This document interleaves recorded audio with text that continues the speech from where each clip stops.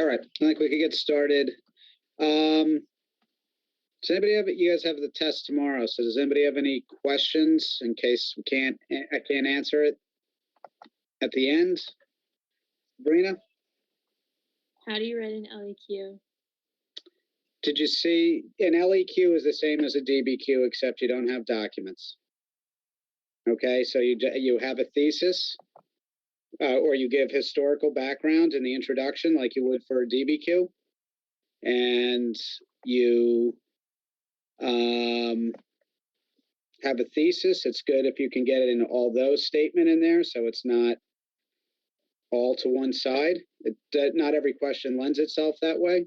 Okay, and then it's the same thing as a DBQ, except you're not using documents. And the difference in the rubric is the document analysis part of it, basically. Okay, but it's the same thing.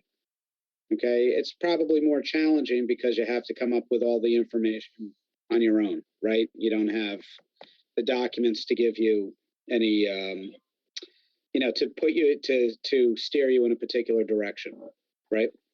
So keep in mind with the LEQ, you do have three choices. Okay, so the first one's from period 1 to 3, the second one's 4 to 6, and then 7 to 9. Don't just jump in and start writing.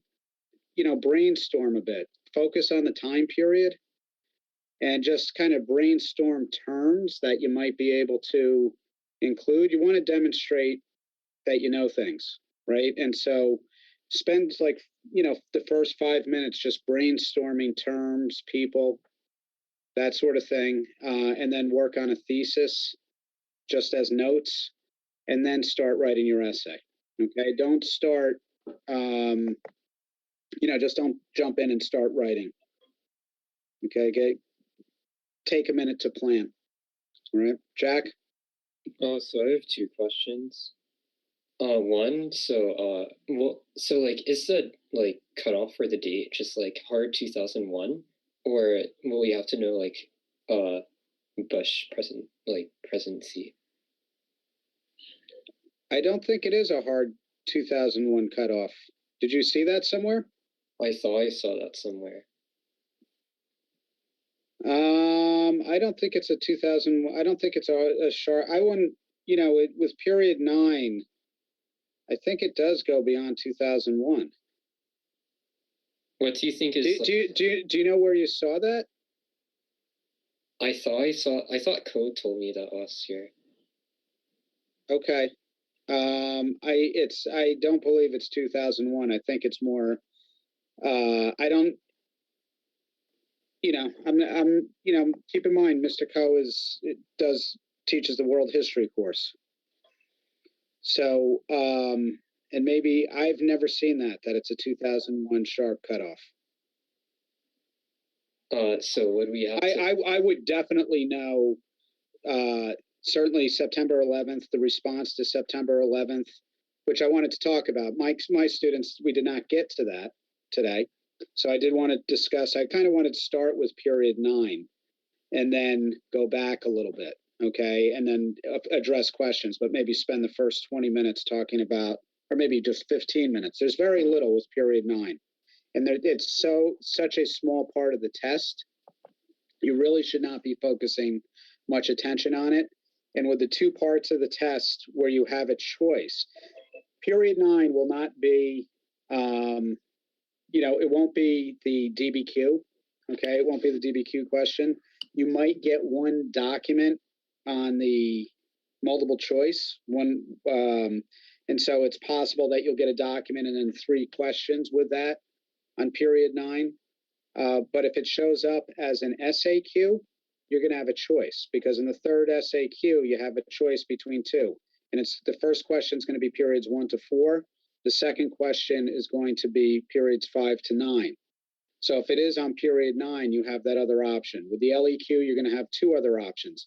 And in all likelihood, even with the LEQ, it's periods 7 through 8. Most likely it's going to be period 7 or 8, because there's just so much content in 7 and 8 and so little content in period 9. And the same thing with that, when you have that choice of the SAQ on that last one, which can include period 9, there's so much more content, periods 5 through 8, that it's highly unlikely that it would be a period 9 question. It's always possible. And there's a pretty limited number of topics. The most common period 9 topic would be Reagan and the Reagan Revolution. And that's something you should be familiar with, especially, they've asked questions on the new right. And I know with my students, my classes, we went into the new right today, and that's something you should know. And you should absolutely know the Reagan Revolution and Reagan's policies. Once you get beyond Reagan, I guess the major topic would be September 11th and how the government responds to the September 11th attacks as a writing question. It's possible you can get, I know I've seen a multiple choice question that dealt with Clinton's 1996 State of the Union address, where that was the document. And if you're in my period 2 class, we looked at it today. If you're in my period 9, we didn't get to it. And I'll talk about it in a couple minutes. All right. But I think the topics for period 9 are pretty limited. So I won't go too crazy. And again, we're going to spend 15 minutes talking about it as soon as you guys, we discuss your questions. So I would know Jack, to answer your question, I would know beyond 2001. And in particular, to September 11th and the response, the federal government's response to September 11th, the foreign policy response, okay, which were 2 wars, Iraq and Afghanistan, or Afghanistan and Iraq, and then the domestic response with the passage of the Patriot Act, and also the creation of the Department of Homeland Security. Okay. Any other questions? Jackie? Is there like a certain amount that we should write for each part of the SAQs? Because there's like 3, A, B, and C. So you're going to get, so you guys are, it's going to be, it's, the full response is, if you can picture a wide ruled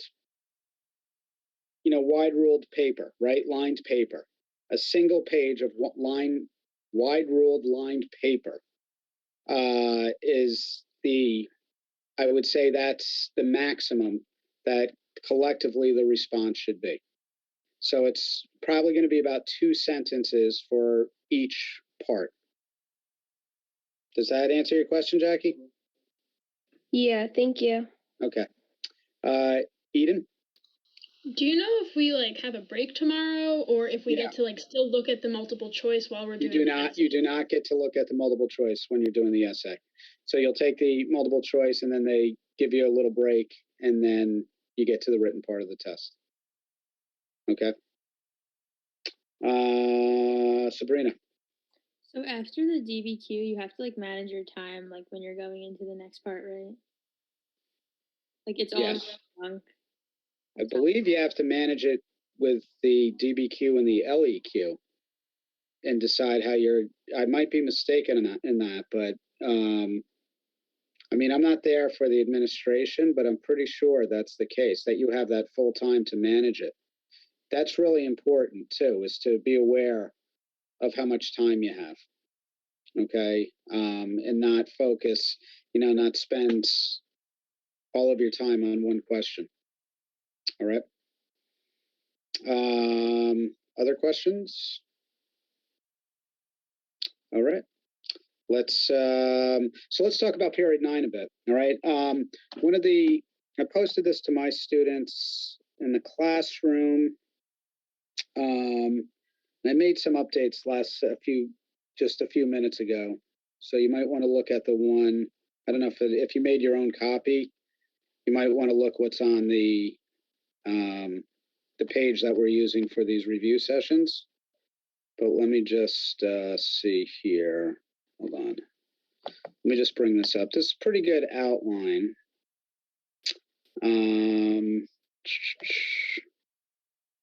Yeah, it's recent presidents. And I think it hits the major points that you would need to know for period 9. So keep in mind, some of this is period 8. So period 9 begins with Ronald Reagan. And, be familiar. I also, the other, so there are notes there, what I just posted recently, where it says the new left, right, which is the 1960s and 70s. At the bottom of that page, I've changed that page so that it has the new right on the bottom of it. And so, because the new right is very much a reaction to the new left, so be aware of that. And that new right, the development of the new right gives rise to Reagan. Okay. And so keep in mind the new right, you have kind of the political economic philosophy, which is very limited government and pushing more power back to the states. It's kind of a throwback to the 1920s economic policies of Harding, Coolidge, and Hoover, where it's deregulation. So in the 1920s, that would be a nice comparison, by the way, compare and contrast the 1920s and the 1980s. That would be really nice. So anyway, I have seen a question which compares the 20s and the 50s, but the 20s and 80s or the 50s and 80s might be interesting. But anyway, the new right starts to emerge during the 1960s. You had a presidential candidate who was a senator from Arizona named Barry Goldwater, who was really reacting against the government interventionism involvement in the economy of the New Deal. And then he got crushed in the 1964 election by Lyndon Johnson. But he kind of starts this movement where it's pushing the Republican Party much more back to their, the early 20th century, where they embraced much more limited government or limited regulation of business and industry, what I should say. But anyway, that was the political part of it. The social part of the new right was a reaction to the new left, and in particular, the accomplishments of the women's rights movement of second wave feminism, where you have more women entering the workforce, more women going into higher education. The divorce rates increased dramatically. And so many religious conservatives were concerned about the impact that was having on the American family. You also had the Supreme Court legalizing abortion nationwide and striking down state laws that prohibited abortion. And so you had a group called the Moral Majority that was formed in the late 1970s by a man named Jerry Falwell, who was a Baptist minister. And the Republican Party latched on to those ideas and included it in their 1980 platform. And that brought religious conservatives into the fold of the Republican Party. So by the 1980s, the Republican Party is a coalition between religious conservatives and then also economic and political conservatives who are looking for a much more limited role of government. And so that's what you see with Reaganomics. Know that term. I'm going to put something else in here also. One of the things that Reagan was very successful at, and Donald Trump equally successful, was bringing in blue-collar workers. And many of these people were called Reagan Democrats. Okay, and they tended to be socially conservative, blue collar,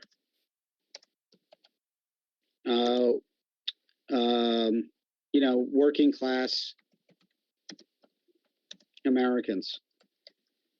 And during the night, this group had traditionally, certainly going back to the New Deal, had been very strongly Democrat, and now they're moving to the Republican Party. And Donald Trump was actually also very successful in bringing this group into the fold.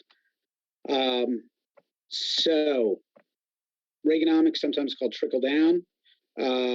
So you see tax cuts, reduce regulations on business. And the results, okay, you do see an economic boom during the 1980s. but also an increase in the national debt, and also a growing gap in wealth inequality. The tax rate, the top tax rate, went from 70% to 28%. Okay, during the 1980s. In terms of foreign policy, one thing you should know about period 9 is that you have the end of détente. Détente ends in 1979 with the Soviet invasion of Afghanistan. Carter took certain actions against the Soviet Union. We imposed a grain embargo against the Soviets, and then we also we boycotted the 1980 Olympics, which were held in Moscow. And so now you have the resumption of Cold War tensions. And Ronald Reagan ran on a campaign of having a military buildup, and he actually implemented it when he came into office. And part of it was emphasis on a program. I'm going to put the actual name here. It was actually called the Strategic Defense Initiative.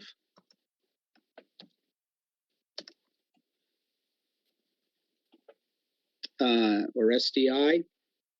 And the press, the film Empire Strikes Back had just come out when he made this proposal. So people referred to it as part of the Star Wars, series. So they referred to this program as Star Wars.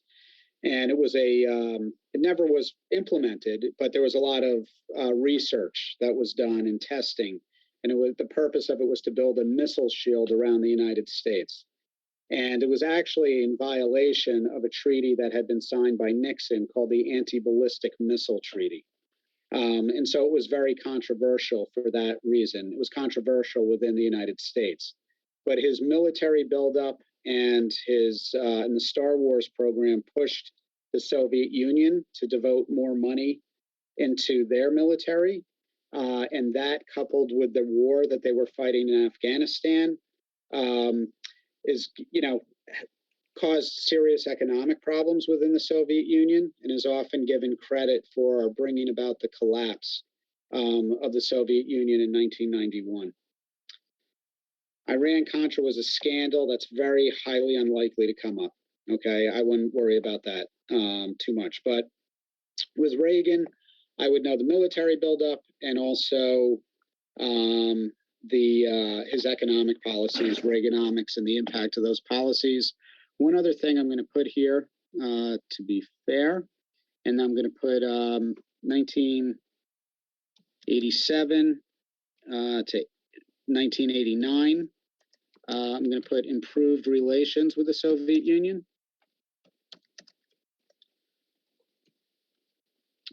Mikhail Gorbachev had come into power, I think, in 1986 or 87, and he had introduced a lot of reforms. You guys probably studied Glasnost and Perestroika last year.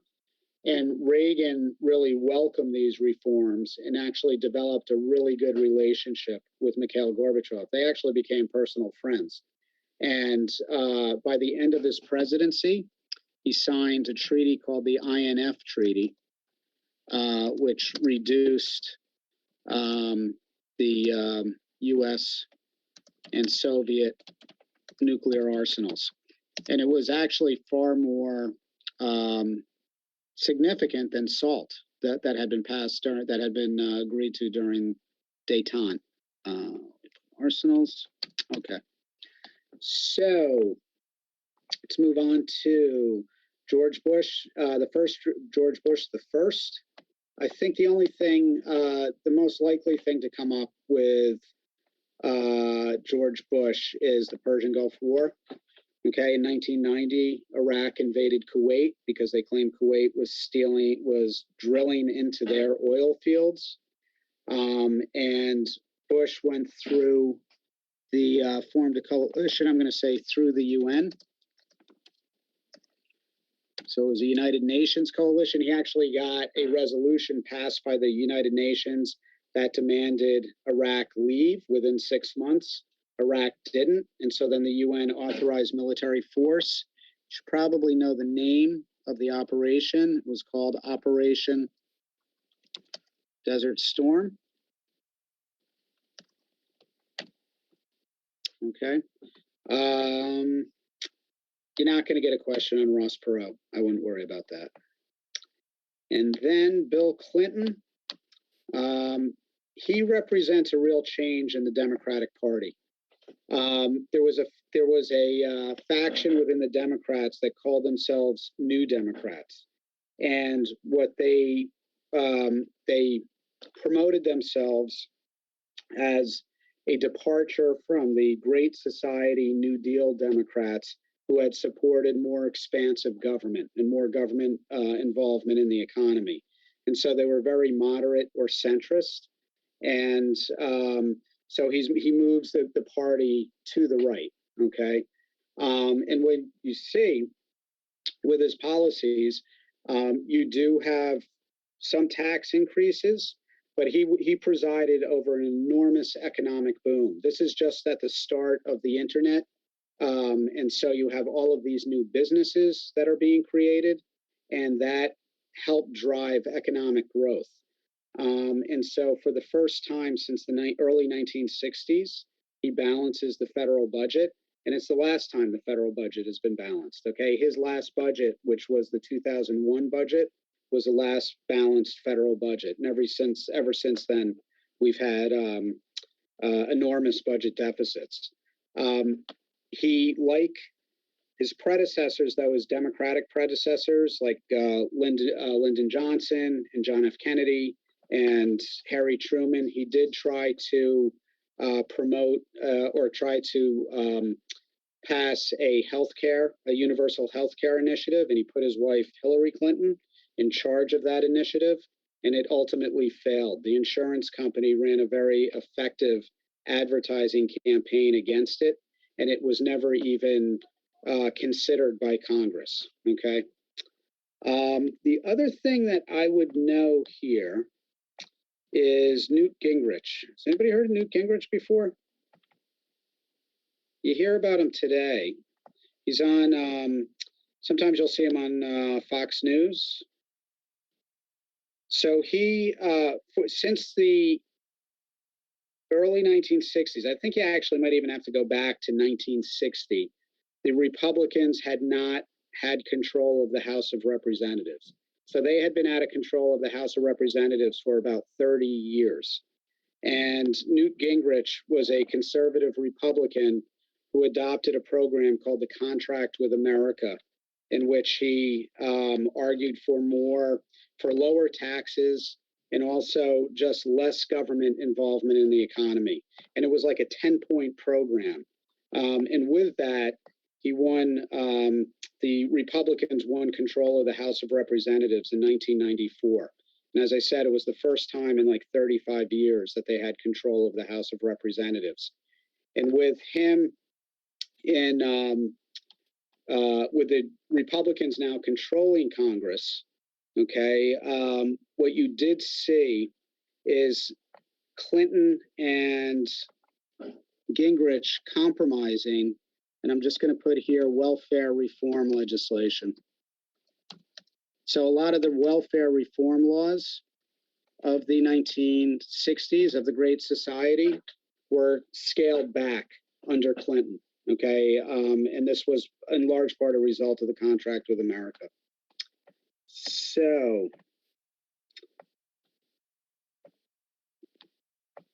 like Carter, I would emphasize this.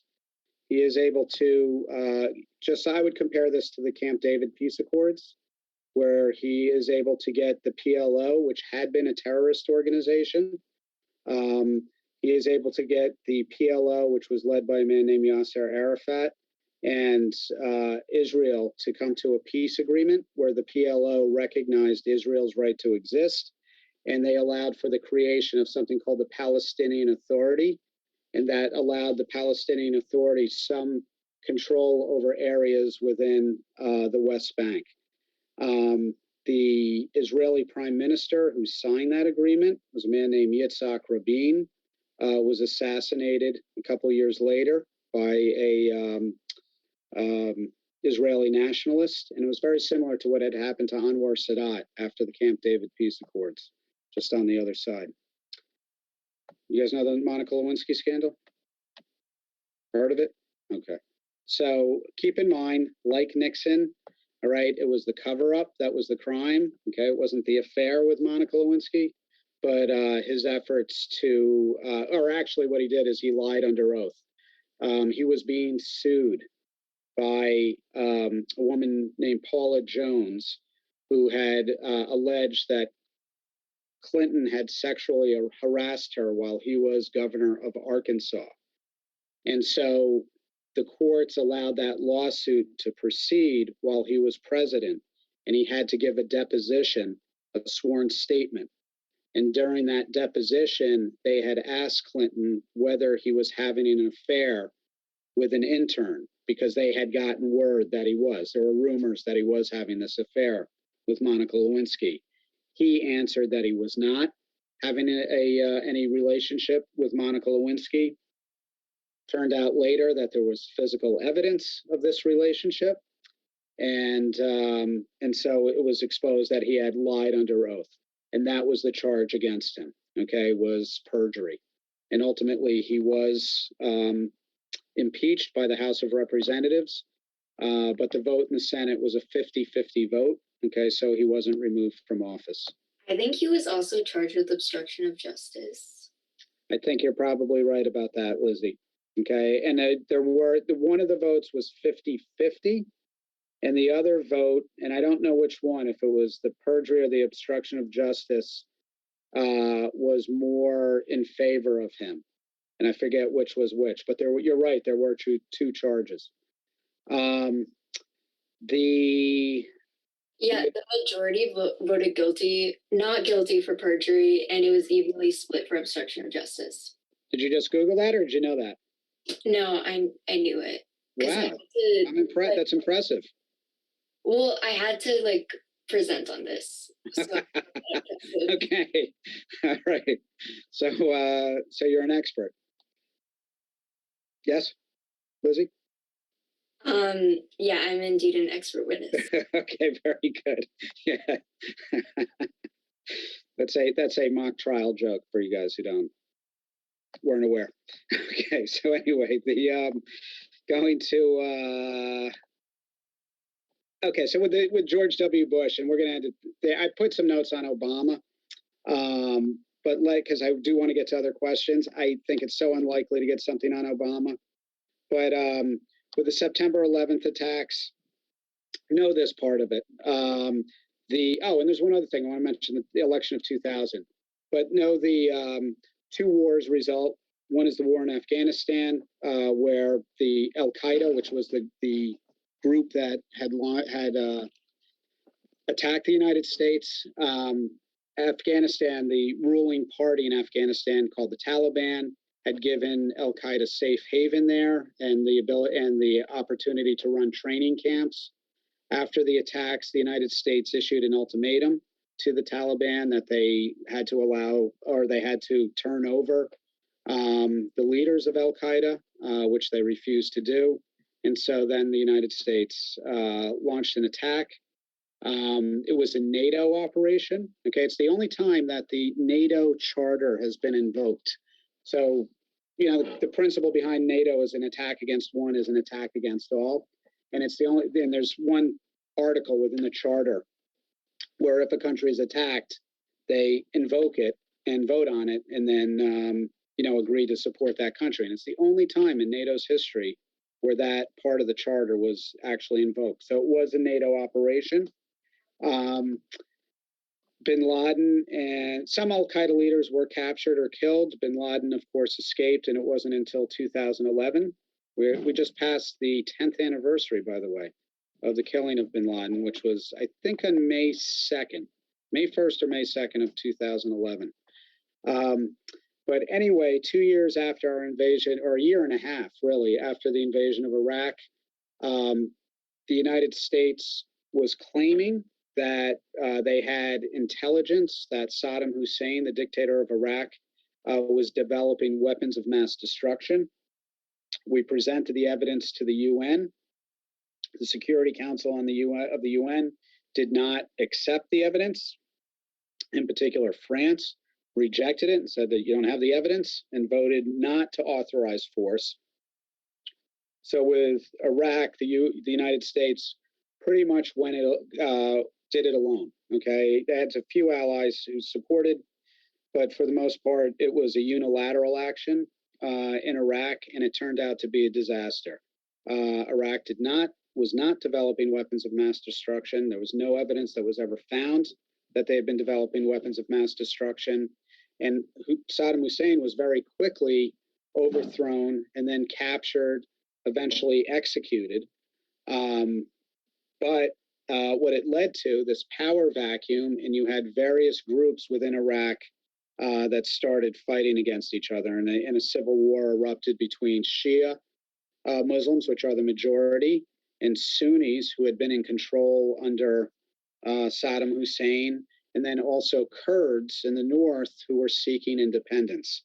And it became an absolute mess. And it was after that, after Saddam Hussein was overthrown, that most of the American deaths resulted. That part of the operation was quick, but it was the civil war that would last for really another 8 years following our invasion that really caused most of the damage. Domestically, the Patriot Act expanded the government's ability to surveil American citizens. And then the Department of Homeland Security is the most recent cabinet department to have been created. And you have certain agencies that are put under their jurisdiction. I think you got anybody who's flown is familiar with TSA. And Immigration Naturalization Services are now under their jurisdiction. Immigration and Customs Enforcement, ICE, is under their jurisdiction. Okay, so you had those types of reforms that were passed in the aftermath. I did put the election of 2000. That is something that could potentially come up. Does anybody know anything about the election of 2000? Amy? It was a hotly contested election between Al Gore and Bush.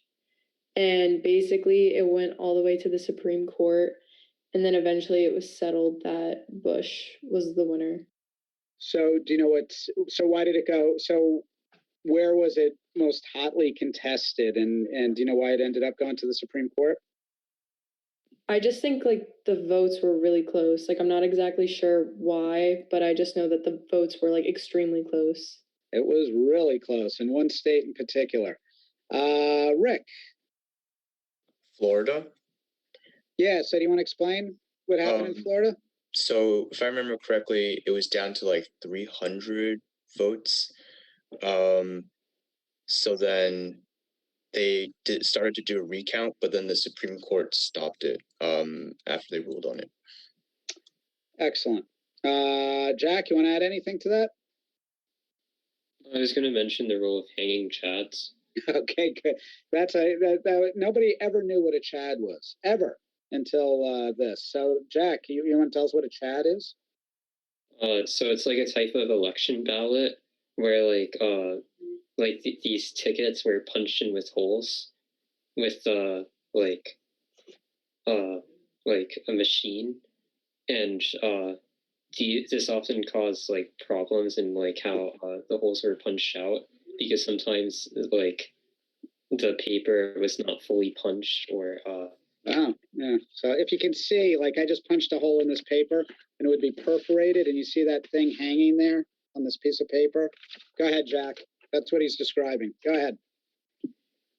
And so many on both sides, people contested like state and elections everywhere, and that's pretty much all I know. Okay, good. Jarek, you had your hand up as well. Yeah, I was gonna say the same thing as him.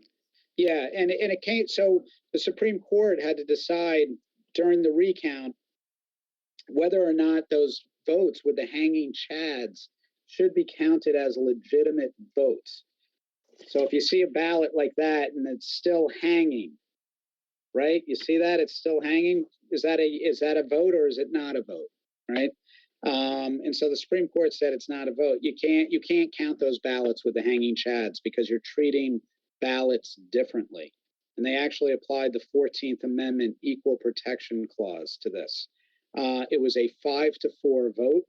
The 5 conservatives, all appointed by Republicans, supported Bush, who was trying to stop the recount, saying you can't count these. And then the 4 liberals voted for Gore. So it was a very partisan decision. And so it can, there was a time when the Supreme Court was viewed as less partisan than the other 2 branches of government. Obviously, with elections and political parties, the legislative and executive branches are going to be partisan, right? They're going to, they have their party and they're going to support their party. The Supreme Court was always kind of perceived as above that partisan fray. And because of the party line vote of that decision, it kind of undermined that. And I think today we still see that as a major issue, right? Where the perception of the Supreme Court is that they're not really that they're not nonpartisan, okay? That they do lean in a particular direction. In terms of party, not in terms of, we always know with the ideology they're going to lean, but in terms of party, that they might lean in a particular direction. All right, so that, I don't think there would be too much else with period 9 that I would worry about. All right. Oh, I did put at the bottom a couple cases, and this is extending. I'd mentioned in my classes, I'd mentioned this with the New Left and the emergence of the gay rights movement.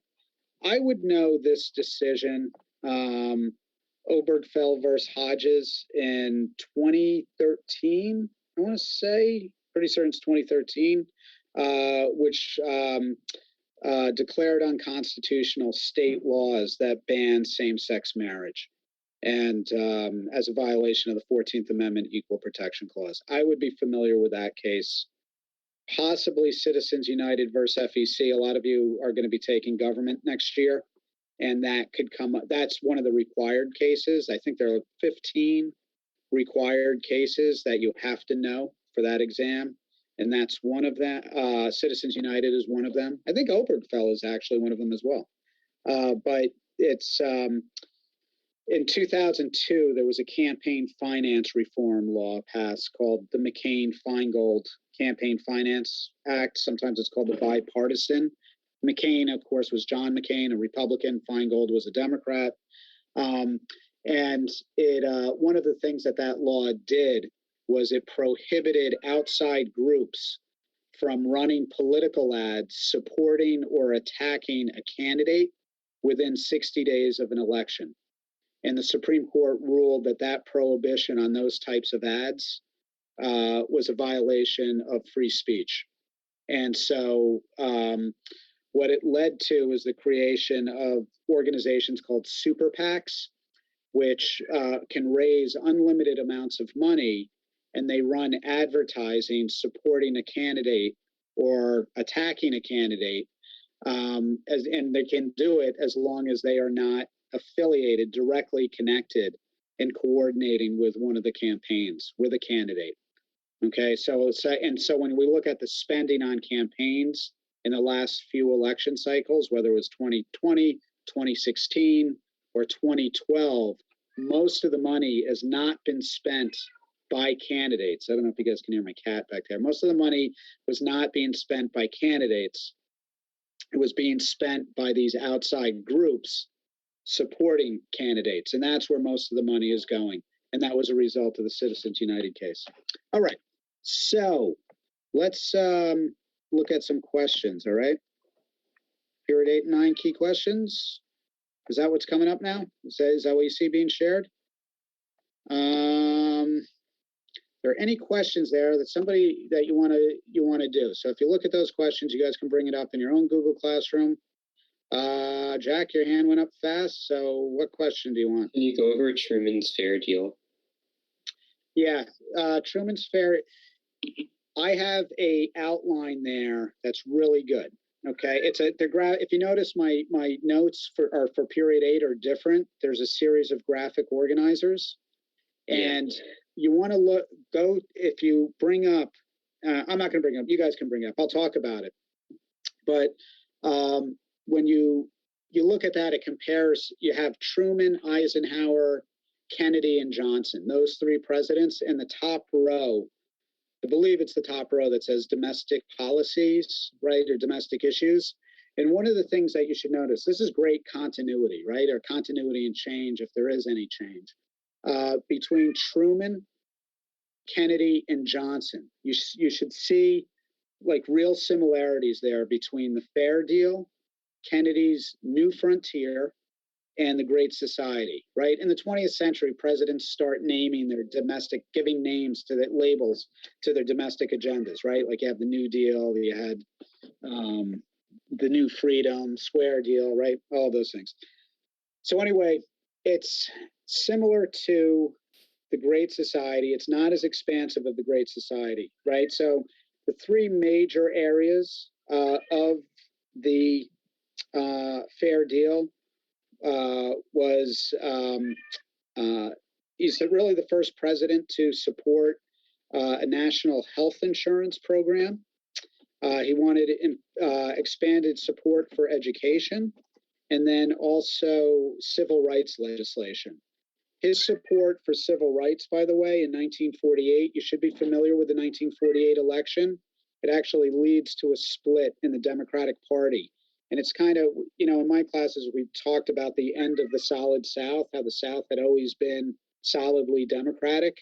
When Truman introduces his Fair Deal and he desegregates the military, and then he starts advocating for civil rights legislation, that causes the Solid South, the conservative white Southerners, to start to move away from the Democratic Party. It doesn't fully take place until the late 1960s and early 70s, but you had a states' rights candidate. And I put that, I think, at the bottom of that chart. It says elections, or somewhere on there it says elections, and you'll see Strom Thurmond, who was a Southern Democrat, who ran as a third-party candidate. Okay, it was called the States' Rights Party, and he ran on a segregationist platform.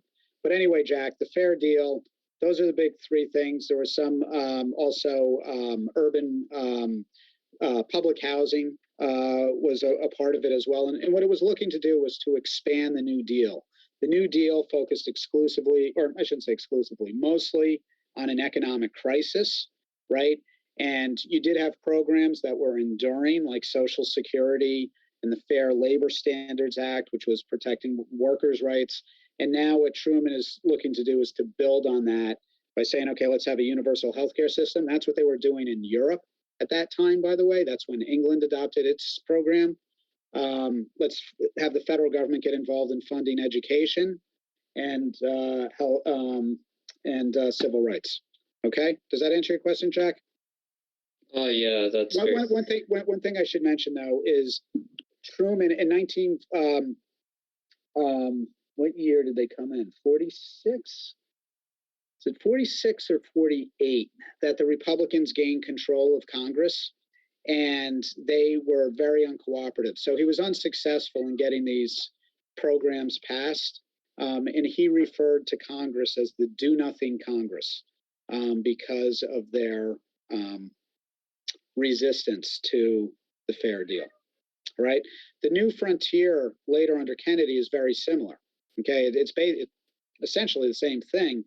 But again, Kennedy, you know, he doesn't get it implemented. He's got a very short administration. It's less than 3 years. But Johnson, with his Great Society, is very much building on that.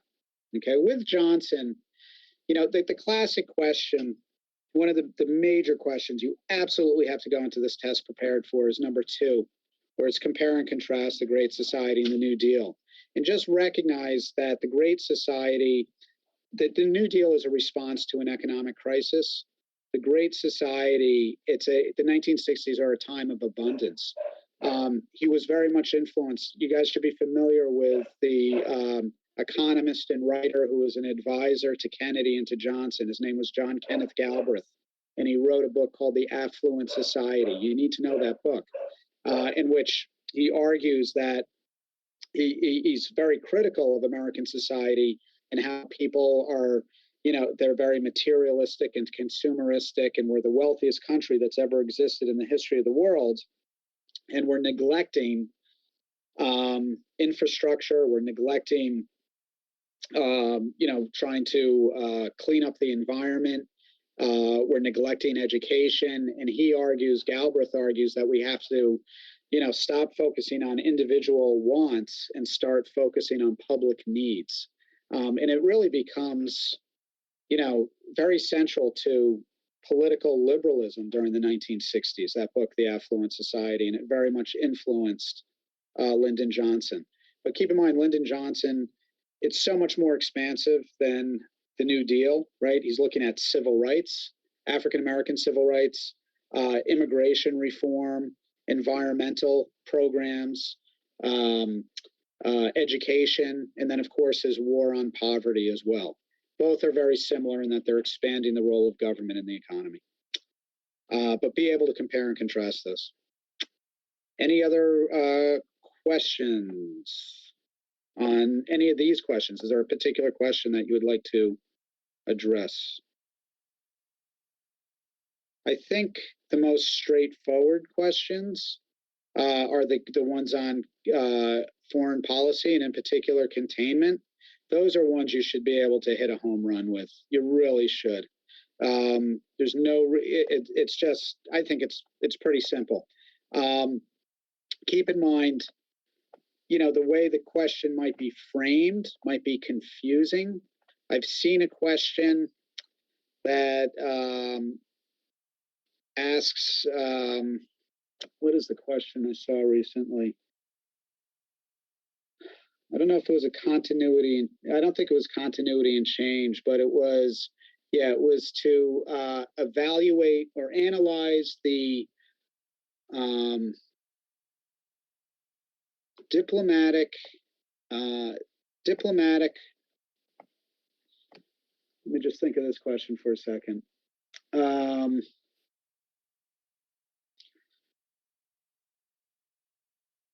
Analyze the diplomatic, military, and economic measures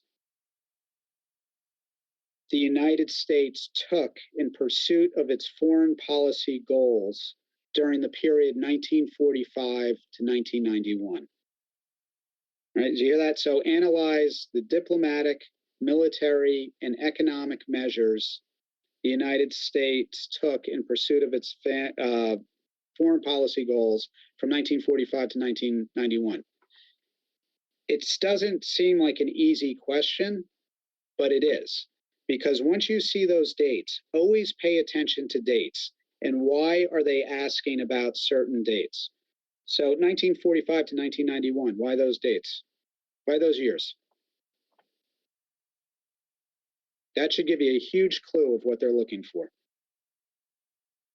Eden? That's like the length of the entire Cold War. Exactly. It's the beginning and end of the Cold War. So what they're really asking about is what sort of diplomatic, military, and economic actions did the United States take? Now, there's hundreds, right? There are so many. So you have to focus. And does the question allow you to just discuss containment? Absolutely. So if you can come up with, or just the Cold War policies, right? Military, you're thinking Korea and you're thinking Vietnam, right? As the military measures. If you're thinking economic, what would you come up with for economic from 1945 to 1991? Alex? Giving aid to Greece and Turkey so that communism wouldn't spread there. Excellent. So that's the Truman Doctrine, right? And Athen, you had your hand up. What were you going to say? The Marshall Plan, where the U.S. gave billions of dollars to aid European countries so poverty wouldn't lead to a communist government. Perfect. So that's what I would discuss for economic, right? And just the whole idea of aid, the whole idea of foreign aid, and using the Marshall Plan and Truman Doctrine as examples, right? You have the military, which is committing troops to Korea and to Vietnam, right? And then what about diplomatic? What would be an example of a diplomatic measure or approach that the United States took during that time period? Jarek. NATO. Perfect. right? It's an diplomacy is making agreements with other countries, right? So the North Atlantic Treaty Organization or the whole system of alliances. So you can take that question and turn it into a question on containment, right? And how the various approaches. And was containment the dominant foreign policy during that time period?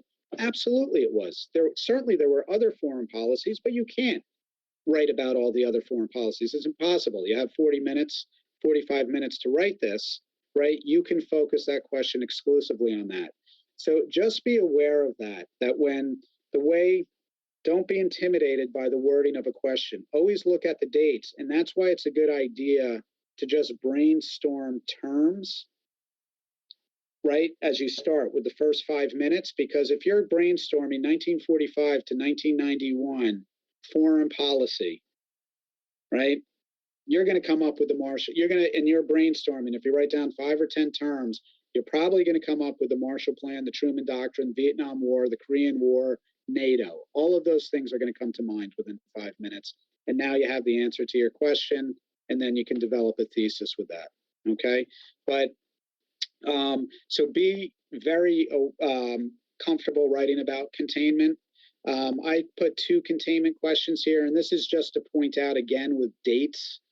Okay, one here, I put 1945 to 1955, and then I put another question just in Asia. If you see 1975, why is that year significant, especially in the Cold War and in an essay about containment? They're trying to push you, steer you in a particular direction. Sophie, where are they pushing you? Wasn't 1975 when like North Vietnam invaded South Vietnam after like they signed the treaty and like the U.S. officially lost the Vietnam War? Exactly. That's what and so they want you to discuss the Vietnam War. If it's 1945 to 1955, they don't want you to include the Vietnam War, right? Because that's really before it starts. It gets going. It starts in 1956. Okay, within Vietnam, the United States starts to give aid during that time. So pay attention. Not that you have to memorize dates. Just look at the decades, and that can give you an idea of where the College Board is going with the particular question.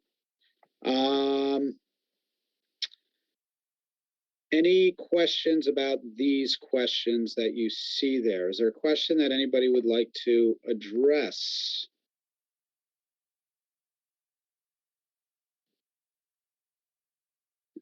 Jack? Can you discuss? Oh, and I saw Sarah. Yeah, Jack, and then Sarah. Don't let me forget you, Sarah, because I think you had your hand up before too. Go ahead, Jack, and then Sarah. Can you discuss 7 a little more? Okay, so what this is looking at is kind of the division that takes place, or the divide that takes place within the civil rights movement between Martin Luther King Jr.'s approach of nonviolent direct action, and then what becomes increasingly more popular in the mid and late 1960s and throughout the 1970s, which is Black nationalism or the Black Power movement. So and the other one that you can put in there is, just kind of the most moderate approach. Jack, do you know Letter from Birmingham Jail? Did we talk about this yesterday at all or no? You mean, I think we did, actually. We did. Okay, so, you really had 3 approaches. One was just negotiating to bring about change. And if you think of Letter from Birmingham Jail, was a response to that, to a call for unity, right? Where you had some civil rights activists who did believe King was too assertive and too aggressive, and was actually causing a violent reaction and causing more resistance in the South to change. And those Birmingham clergy that wrote that open letter to King in the Birmingham News, the call for unity, that would represent that approach. Okay, I would focus primarily though on King's approach, nonviolent direct action, and the whole purpose was to create a crisis so that government and business leaders, community leaders would be willing to come to the table to negotiate, right? And what he argues in that is, through marches, civil disobedience, that you're creating a crisis, and now you have something to offer the other side, which is to get rid of that crisis, right? If they give in to some of your demands, or if they at least compromise with you.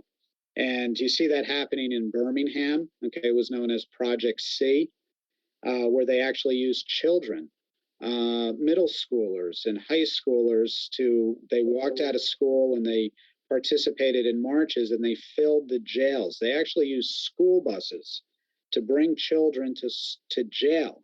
And they had thousands of kids put in jail. They started having to use local dormitories in colleges to house these kids that they were jailing. That's a major, major crisis.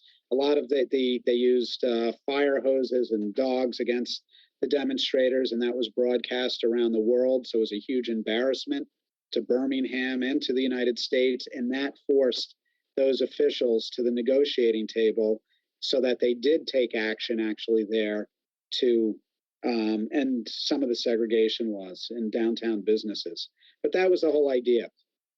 What you see happening in the mid 1960s is a movement towards Black power or Black nationalism. And the group leading that movement is SNCC, okay? And they had changed their name in 1966 from the Student Nonviolent Coordinating Committee to the Student National Coordinating Committee. And they were led by Stokely Carmichael. And his, he had been, earlier he had embraced Martin Luther King Jr.'s approach. He had actually organized a lot of sit-ins of lunch counters, in particular in Nashville, Tennessee. By 1965, 1966, the Civil Rights Act of 1964 had been passed, the Voting Rights Act had been passed, the 24th Amendment had been passed, but many African Americans weren't seeing a lot of change. There still continued to be a lot of discrimination. And so he embraced what was known as Black nationalism. And Black nationalism emphasized separatism. African Americans living in their own communities, right? Going to their own separate schools, going to Black-owned businesses.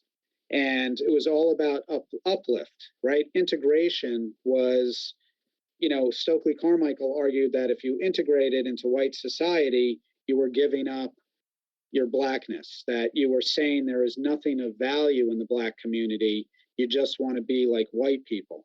And so he said Blacks first have to see that there is as much of value in that community as there is in the white community. And so it was a lot about building pride and self-confidence. Part of this Black Power movement was actually part of Pan-Africanism. And I don't know if you studied that last year. And this movement where it was recognized that people of African ancestry had a similar experience in the United States and in Latin America, and due to colonialism in Africa. If you just think of South Africa, I'm sure you studied South Africa last year, and there was a very similar experience. And part of that movement was, for many argue that African Americans or people of African ancestry should move to Africa. And Stokely Carmichael actually did. He actually moved to Ghana. And by the early 1970s, he had moved to Ghana, along with many other African Americans. Okay, but they emphasized separatism, and they also emphasized self-defense. It's not to act violently towards others, but if somebody hits you, then you hit back. Okay, so that's the divide. You start to see that divide after 1968, after King's assassination. You see much more movement in that direction towards Black power. Other than SNCC, other organizations that were examples of Black nationalism was the Nation of Islam, and then also the Black Panthers, who were based in Oakland, California. And that movement, you see, was much more popular in the North as well and in the West. Okay, so they looked at, they focused on discrimination in those areas of the country, not just in the South. So Jack, does that address that? Yes, thank you so much. Sarah? Can you go over 6? So first wave feminism is from 1848. Do you know why that year, Sarah? Yeah, can you go over the... Okay. Amy, what happened in 1848? The Seneca Falls Convention. Excellent. Good. So the Seneca Falls Convention, right? So these are the dates. Seneca Falls Convention to 1920. What happened in 1920? That would be the end of first wave. Eden, go ahead. Women got the right to vote. Excellent. Nationally, right? So they had the 19th Amendment was ratified. So those are the bookends of first wave feminism. So it develops, and this is a nice comparison to later feminism. Oh, let me just say, second wave feminism is 1963. Somebody know what happened in Sophie, go ahead. The Feminine Mystique was published. Excellent. And Amy, do you want to do the 1980 when it ends? What happened in 1980 that marks the end of it? Is it Phyllis Schlafly and like the new movement? Like they were coming to prominence. And they successfully blocked something. What did they success? Go ahead. What did you say? The Equal Rights Amendment. Exactly. So first wave feminism, just to point out something that's interesting with both, first wave feminism ends with a great success, which is passage of the 19th Amendment. Second wave ends with a failure, which is the ERA Amendment.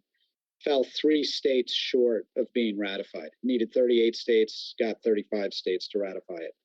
But the first wave feminism in part develops out of the abolitionist movement. Okay, many women within the abolitionist movement, like Elizabeth Cady Stanton, faced a lot of discrimination. They weren't allowed to speak up at meetings. Sometimes they were shut out entirely of meetings. Elizabeth Cady Stanton had traveled in 1840 to London to participate in the World Anti-Slavery Convention, and she was shut out of it. And so many female abolitionists recognized not that the discrimination against women was the same as discrimination against African Americans, but there were similarities. And so that gives rise to, so you start to see women's rights organizations forming. And in 1948, many of these activists met together in upstate New York. You had prominent men there as well. Probably most notably was Frederick Douglass, who participated in Seneca Falls. But the goals, so you really need to know the Seneca Falls Declaration, which was modeled on the Declaration of Independence. That's a document that frequently appears, and rather than all men are created equal, it's all men and women are created equal. Rather than the grievances against the king and parliament, it lists grievances against a patriarchal society. And the first grievance, of course, was the denial of the right to vote, but it goes into many other things. The double standard, where you have different code of morals for women than you have for men. Discrimination in the professions, discrimination in the clergy, discrimination. One of the big ones was marriage laws. When women got married, they lost a lot of their economic rights. All of their property went to their husband. The wages, if she worked, went to her husband. Divorce was virtually impossible, right? So there are a lot of grievances. The two that they focused on, I would say, or that where you see actual success is in the ending of marriage laws. So throughout the second half of the 19th century, you start to see the liberalization of those laws where women are no longer, by the end of the 19th century, losing their property when they get married. And of course, you have the expansion of voting rights. Keep in mind, it doesn't happen all at once with the 19th Amendment. It was happening in states, particularly in the West. And some states were granting women the right to vote in state elections, just not federal elections. So by the time you got to 1920, voting rights had been extended in a lot of the states, either for all elections or just for state elections, okay? Really no, I mentioned Elizabeth Cady Stanton. Also during that time period, you had Lucretia Mott. Elizabeth Cady Stanton, after, she is leading up until, I don't know, the 1880s or so. And then Susan B. Anthony becomes the leader. She dies in 1907. And then you have Carrie Chapman Catt leads NASA. That's the principal organization. I have seen a question that comes up just while we're on this topic. You do have a split in the late 1860s and in 1870 within the women's rights movement over the 15th Amendment. The 15th Amendment, as you know, was supposed to guarantee African Americans the right to vote, and you had many women's rights activists who wanted women to be included within that amendment, and they were unwilling to support it if it was just for African Americans and did not include women. And not that they didn't support voting rights for African Americans, they did. They just wanted it tied together. And that Elizabeth Cady Stanton was one of those people within the movement who said you have to tie the two together. There have been some people who've labeled her a racist for that, and it's completely unfair. She just thought it would be, that it was a way of ensuring that women got the right to vote at that particular time, to tie the two together. So I've seen that question on the AP exam. Be aware of that. Also with first wave feminism, be aware of we talked about this yesterday, the differing approaches of Alice Paul, who was much more militant, versus Carrie Chapman Catt, who was more supportive of behind the scenes negotiations. Okay. Second, yeah, Jack. What kind of specific things did Carrie Chapman Catt do? She she was a leader of NASA and advocated negotiations at the state level primarily. And so lobbying were the types of activities that she was engaged in, and lobbying state legislators, to support the passage of suffrage at the state level. So, I mean, that's as specific as I can get for you, but it's, it's not as dramatic as Alice Paul, right? Who's staging demonstrations in front of the White House with the silent sentinels and that sort of thing. She had developed a decent relationship with Woodrow Wilson, and Woodrow Wilson eventually ended up expressing his support for women's suffrage. I don't know if that helps at all, Jack. What was I going to say? Any discussion of first wave feminism, by the way, you should discuss World War I and the importance of that with women gaining the right to vote. Okay. Second wave feminism, as Sophie, did you mention the feminine mystique? Okay, so starts with the feminine mystique. Keep in mind, after World War II, there was a lot of pressure on women to go back into the home and to lead a very domestic lifestyle. What I should have mentioned earlier, by the way, with first wave is the cult of domesticity. You guys familiar with the cult of domesticity? Know it, really know it. Also, the idea of Republican motherhood. Both emphasized a domestic role. Republican motherhood comes out of the Revolutionary War, that even though women had to play a domestic role, they had a civic role as well, which was to teach their sons civic virtue and the qualities that are necessary to participate in a republic, right? The cult of domesticity, though, emphasizing certain virtues that women were supposed to possess. And it was mostly applied to upper middle class and wealthy women. They were supposed to be obedient and domestic, pure, and pious. Those were the four virtues. And that was promoted in women's magazines. It was promoted by preachers. And it helped contribute to this idea of the double standard, right? Where, certain behaviors are much more acceptable among men than they are among women. Jack, your hand went up, and then Sarah. So Jack, then Sarah. So if you were to provide contextualization for a prompt like this in an LEQ or DBQ, would you have to provide context for both? I would. Yes, I would mention the cult of domesticity, and also discrimination against women in the abolitionist movement that sparks first wave feminism. So I would mention those things. Yes. For like the second wave feminism. Yeah, I would say the push back, the women being pushed back into the home after World War II, and that was being driven by the media, women's magazines. Some see it as part of kind of during the Cold War, the United States really trying to differentiate American culture and values from Soviet values. Communists de-emphasize the family and more promote the collective and the state. Okay, and so Americans, you see, within advertising and television, this real emphasis on tight-knit, strong families and very traditional roles, whereas the Soviets really were strong advocates for women's equality, right, and gender equality, and it's a way of distinguishing the two.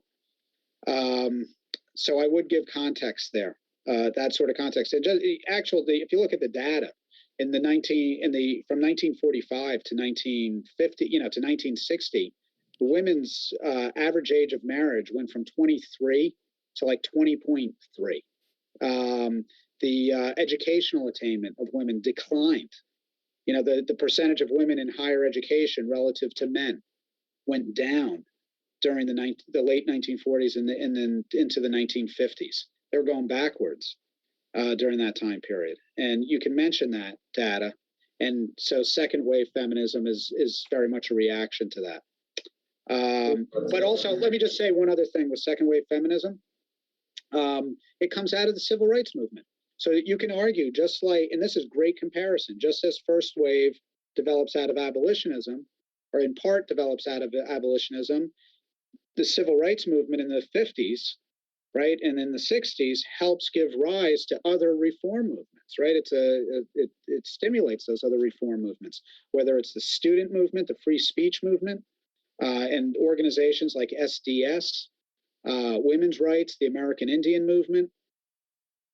All those movements, right, are influenced by the civil rights movement. So that's a really nice comparison. Sarah? I know you were saying that for second wave feminism, a lot of it with like staying in the home was more like middle and upper class. Was that the same also in first wave, or was? Yes, definitely. They've actually had a DBQ on that many years ago, and that's where the conclusion. That was, with where the documents took you. That's where the documents took you. That it wasn't applying to African American women, and it was not applying to working class or common. We'd say the common man or common class, whatever you want to say, women. So if you're working in a textile factory, it wasn't applying to women textile workers. It was people who are much more well-to-do, and that's something to be aware. That's something to very much be aware of. Okay, and I would say also second wave as well.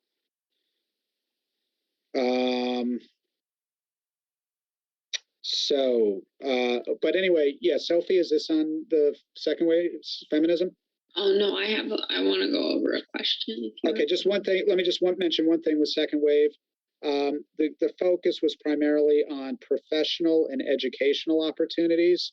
You might know the expression, the glass ceiling, when the professions breaking through that glass ceiling, achieving, having access to the professions, various professions, equal pay for equal work. With education, one of the great successes is passage of Title IX. That's a really good detail to include, which any educational program that receives federal funding cannot discriminate in any way against women. And so that led to equalization in spending on athletics, which gave women athletes scholarship opportunities and more access to college. Today, there's actually more women enrolled in college than men. So, in terms of just enrollment, you've seen equality there. Certainly with pay, it hasn't equalized, or in politics and government positions, it hasn't. But there have been a lot of gains there. The other thing is reproductive rights. Griswold versus Connecticut, access to birth control, and then Roe versus Wade, abortion rights. Okay, and that's really important. The big failure, though, is the ERA amendment, and you had a real conservative backlash. The push for ERA actually contributed to the rise of the new right. Okay, divorce rates went through, the divorce laws were liberalized during the 1960s and early 1970s, and divorce rates went through the roof as people were escaping miserable marriages, right, that had been locked into them for so long. And then it evened out. You know, the divorce rate went down by the 1980s significantly, but probably because of just the initial flood of divorces right after those laws were liberalized. Sophie, go ahead. Can we go over question 12?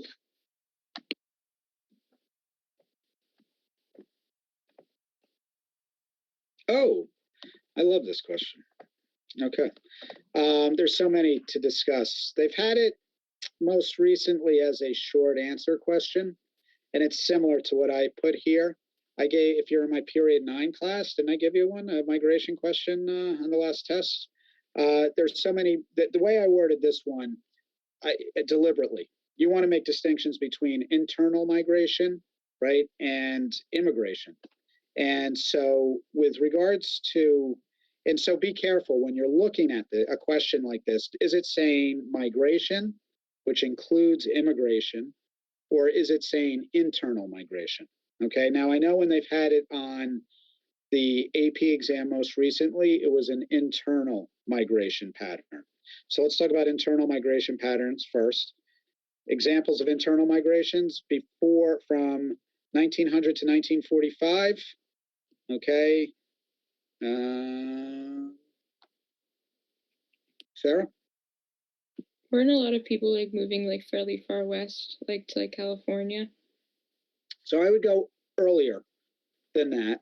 Okay. But actually, that movement has always, you know, we've seen movement to California up until 2000. 2010, and so yes, you've had a migration to the West Coast early during the 19th century. That's when the big wave of migration is to California. From 1950 to to 2000, you also have had a migration to California, and that's part of the Sun Belt migration. The 2010 census was the first census where California did not get an increase in representation in Congress. Okay, it actually flattened out, which suggests that migration to California has essentially stopped. I don't know if you guys have seen the recent census data. California is actually losing a seat, and it'll be the first time since they became a state in 1850 that they're losing a seat. New York is losing one as well. New York has been losing a lot since 1970. Yeah, there are a couple of big ones, okay, from 1900 to 1945. Now, when you say California, it is part of another migration, and I would identify it as another migration. Sophia? The Japanese internment camps. Okay, Japanese internment camps is a good example, is a great example of a migration pattern, right, during World War II, and it's forced migration. So that is definitely one that you could discuss, okay, and a valid one as an internal one. Harrison?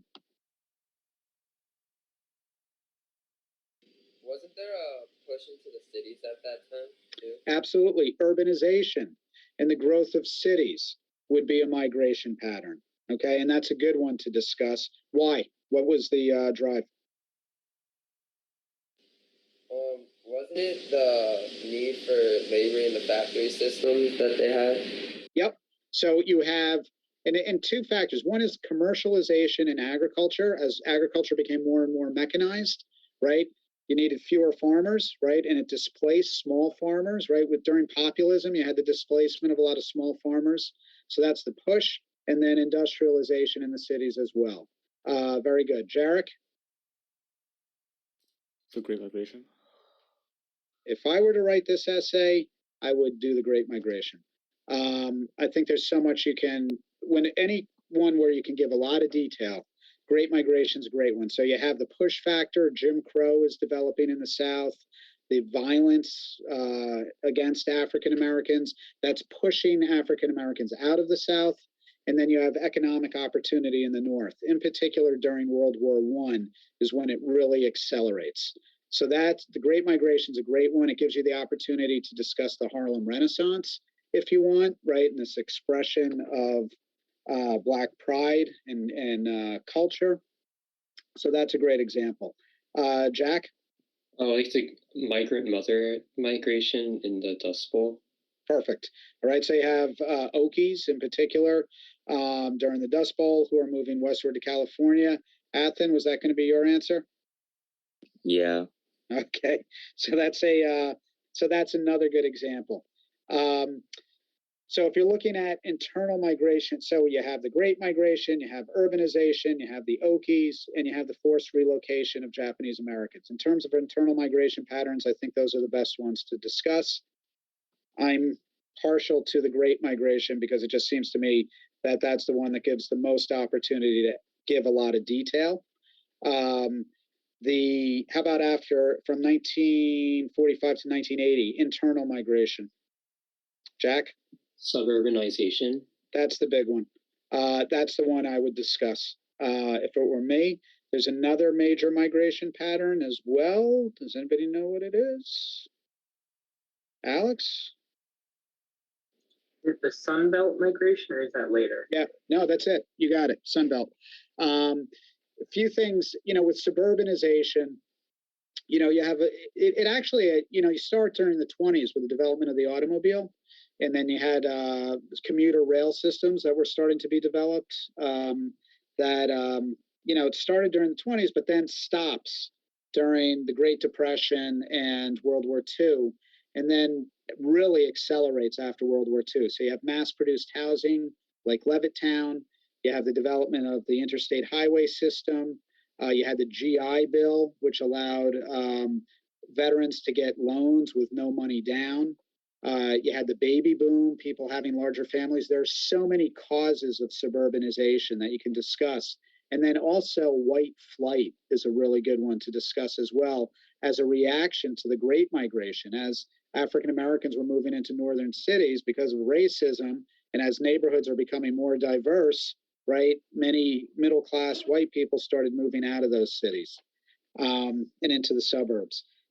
So with the Sun Belt migration, there are a couple of factors, right? One is just pension systems, and Social Security allowed senior citizens, right, to retire, right, and not work until death. And so this opportunity for retirement gives, you have kind of that snowbird migration that takes place, which is a back and forth one. But also many factory jobs start to move south during the post-war period. And companies are always looking for, to cut costs, right? And the South was not unionized like the North was. And so with non-union labor, you could have much cheaper labor in the South. Land was much less expensive if you're looking to expand a factory, and taxes were much less were much lower. And so you start to see, especially during the 1970s and 1980s, is factories leaving the North. You look at Detroit, you can go back to 1970, Detroit, the population, or 1960, I forget what year, I think maybe it was 1960, the population of Detroit was 1.8 million people. Today, the population of Detroit is 680,000 people. They've lost virtually 2/3 of their population over a period of 50 years. It's just really devastating to that region of the country. Upstate New York, the whole industrial Midwest, right? As jobs have moved to the South. Okay, so that's an internal migration. The immigration, right? So that period, 1900, 1945, you'd have with immigration, if it's a question on immigration, from 1900 to the early 1920s, it's Southern and Eastern Europe. And you have this huge spike. It's what we call the new immigration, right? And these people faced enormous nativism. And you had a very strong nativist reaction. They were perceived, you had the eugenics movement. They were perceived as genetically inferior. they were perceived as political radicals, and you had the Red Scare. And I know we talked about this yesterday, but you have the national origin system that's adopted during the 1920s, and it begins the Great Pause. So from the 1920s up until the 1960s, you had very little immigration. And then in 1965, as part of the Great Society, right, you have the end of the national origin system. It's the Immigration Act of 1965, right? And now that prohibition on immigration from Asia and Africa is ended, against Southern and Eastern Europe is ended. And when you look at the diversity of the United States that we have today, the growing diversity, it is a result of the Immigration Act of 1965.